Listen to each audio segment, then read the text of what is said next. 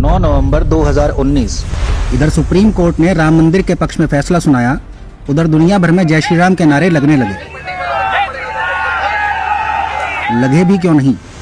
आखिरकार 70 साल तक चली कानूनी लड़ाई के बाद रामलला को उनका हक जो मिला, जिस हक पर देश की आज़ादी के बाद से ही कांग्रेस कुंडली मारकर बैठी थी।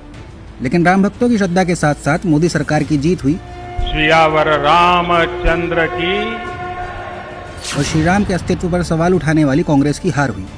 इस वीडियो के माध्यम से आज हम आपको बता रहे हैं कि ये यात्रा इतनी भी आसान नहीं थी। सितंबर 1990 में भाजपा ने राम मंदिर निर्माण की जिम्मेदारी ली। पार्टी नेता लाल कृष्ण आडवाणी ने मंदिर निर्माण के लिए सोमनाथ से अयोध्या तक एक रथ यात्रा निकाली, जिसमें हमारे पीएम मोदी उस समय यात्रा के संयोजक रहे थे।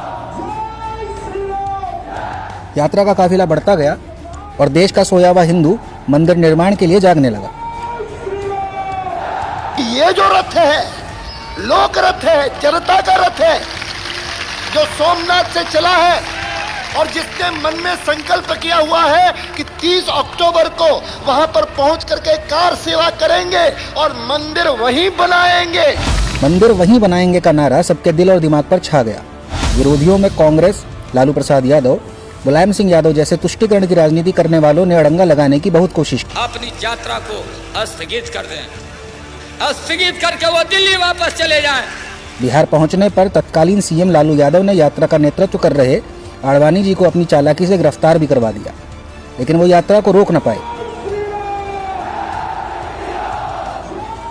आडवाणी अपनी यात्रा लेकर आगे बढ़ते रहे। इस यात्रा में अटल बिहारी वाजपेयी जी, उमा भारती, मुरली मनोहर जोशी जैसे नेताओं ने आडवाणी जी का पूरा साथ दिया। कल कार सेवा करके अयोध्या में सर्वोच्च न्यायालय के किसी निर्णय की अवहेलना नहीं होगी। कार सेवा करके सर्वोच्च न्यायालय के निर्णय का सम्मान किया जाएगा और आचरण किया जाएगा। इसी संघर्ष का परिणाम रहा कि सालों के संघर्ष के बाद शीर्ष अदालत से राम मंदिर बनवाने की आज्ञा मिल गई। वर्ष 1984 में एक और भाजपा का उदय हो रहा था, वहीं दूसरी ओर विश्व हिंदू परिषद श्री राम मंदिर बनाने के लिए एकजुट हो रहा था।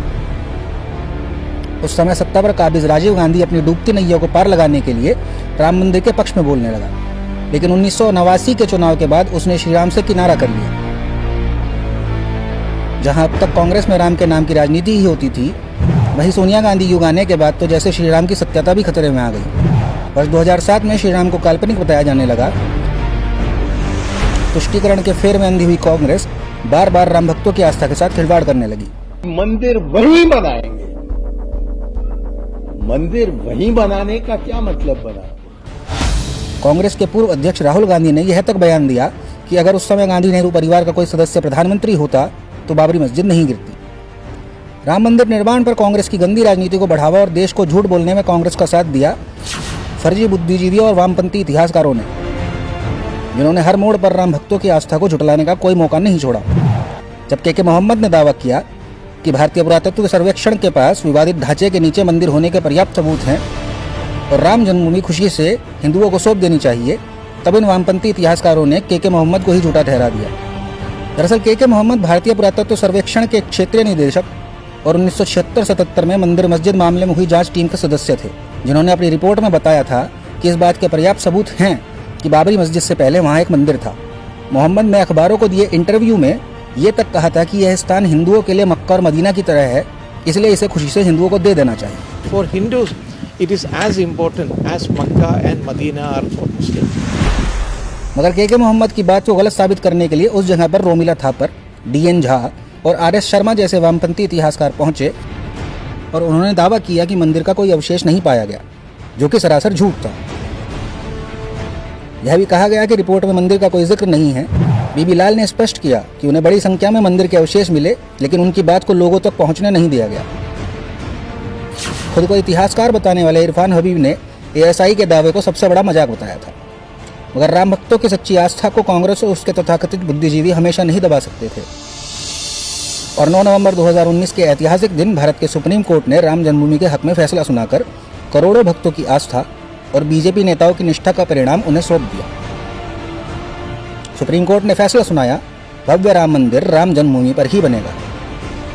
आज इन वामपंथी इतिहासकारों का झूठ सबके सामने आ चुका है, क्योंकि राम जन्मभूमि में समतलीकरण के दौरान 5 फीट की शिवलिंग, मूर्ति और मंदिर के अवशेष बरामद हुए हैं, जो इन तथाकथित बुद्धिजीवियों और वामपंथियों के मुंह पर करारा तमाचा है, जिन्होंने के मोहम्मद और बीजेपी नेताओं और सभी राम भक्तों के सच्चे दावों पर अपना झूठ थोपने की कोशिश कर करोड़ों भक्तों को उनकी आस्था से इतने सालों तक वंचित रखा। आज राम जन्मभूमि की सच्चाई ने इन पाखंडियों का सच पूरे देश के सामने रख दिया है और साबित कर दिया है कि चाहे कितना भी झूठ बोल लो, सच्ची आस्था और निष्ठा की सदैव जीत निश्चित है। सियावर रामचंद्र की, सियावर रामचंद्र की जय सिया राम।